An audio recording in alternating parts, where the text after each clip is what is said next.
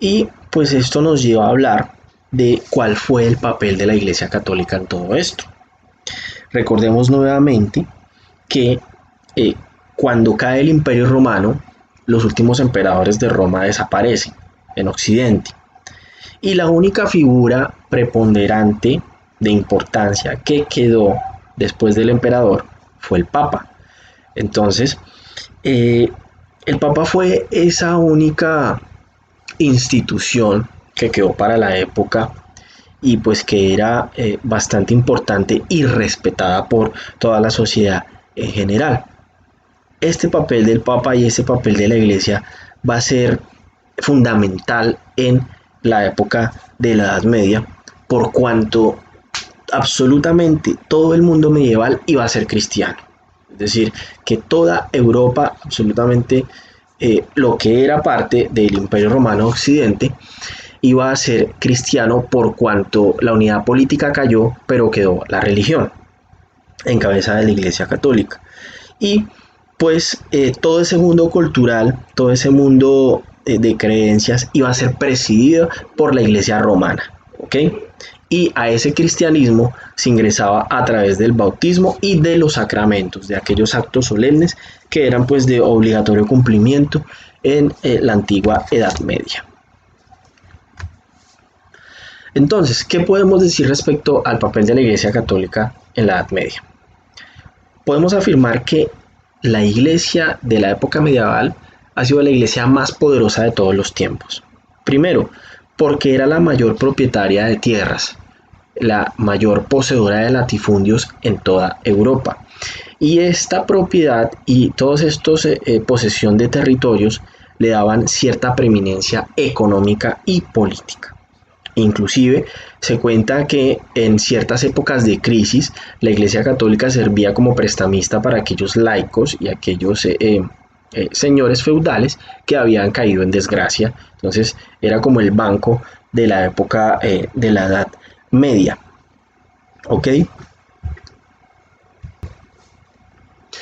Entonces aquí podemos ver como una especie de contradicción en cuanto a pues toda esa doctrina, toda esa predicación que hace la iglesia en cuanto a la pobreza, y se presenta una contradicción en cuanto a toda esa opulencia y todas esas riquezas que tenía la iglesia católica en un momento dado en la historia.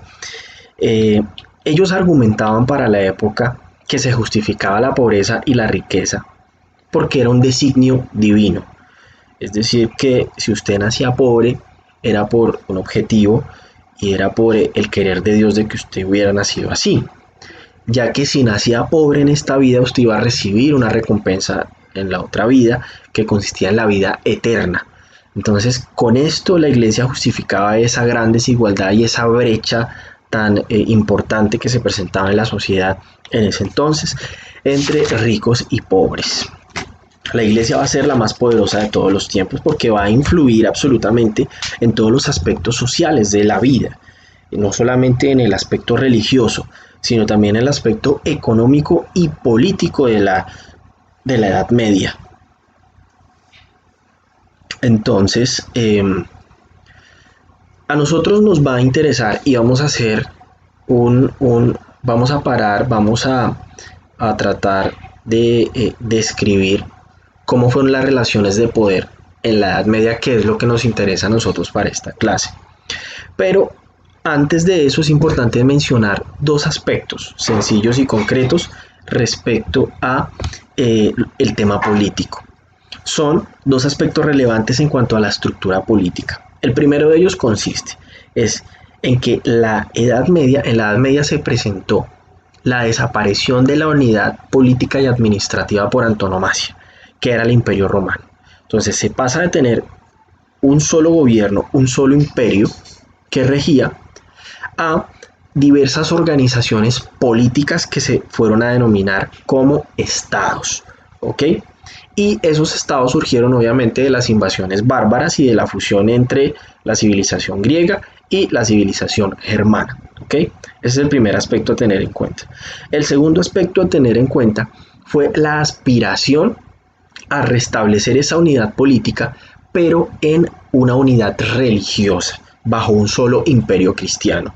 Es decir, que si bien es cierto, desapareció el imperio y, los, y el Senado y la figura del Augusto como tal, que marcaba un orden y una unificación en cuanto a la política, pues se buscaba tener esa unidad a través de la religión y de los postulados cristianos, a través del Papa, a través de la Iglesia Católica.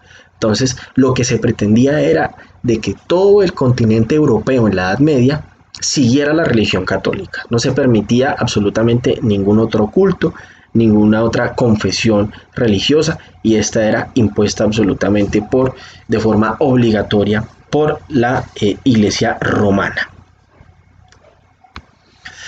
Pero entonces, ¿qué pasó acá?